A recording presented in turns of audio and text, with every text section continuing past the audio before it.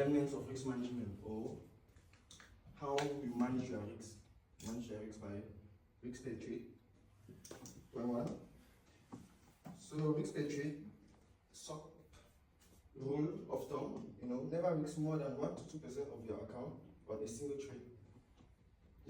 So this risking 1%, 1 to 2% on a trade, it depends also on your account balance. You cannot have $50 in your account and you're struggling to risk 1%. You cannot deposit your 10K, $20 and you're struggling to risk 1% of 10,000. So this risk 1 to 2% really goes to platform traders and those who have huge capital, let me say $5,000, $10,000 or $1,000, So this risk management risk 1 to 2% per day goes with your account balance.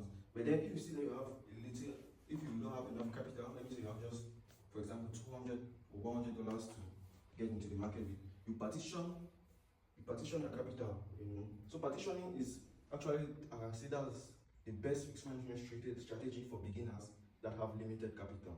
Because risking 1 to 2% on a small account won't give you profit, 6 months you are still going to be in the same spot, because 1 to 3, $100, what's the 1% of $100? I think that's $1, it's $10. $1. So you discover that you even hit 1 is to 4 is to 1 to 5 is to 1, which is a very good risk to 1, but then you're not seeing no significant profit, which at the end of the day might likely discourage you or might cause you to flip the account or risk a lot and end up losing the account. And that's what a lot of newbie traders go through. They'll start to reach 1 to 2% and score that moment they're barely making any profit, even on their winning trades. And now they want to risk more, which is going to blow the account. And they'll start feeling like trading is a scam. But then for partitioning, if you have $100, I'll say you partition it based on your strategy and how confident you are. You can take the $100 and you partition it into 10, or even into 20. That's $5 per trade or $10 per trade. And then you don't just deposit all the $100 and start partitioning up. You deposit $10 at a time, $10 at a time. If you have to use $10 per trade, you deposit $10 at a time.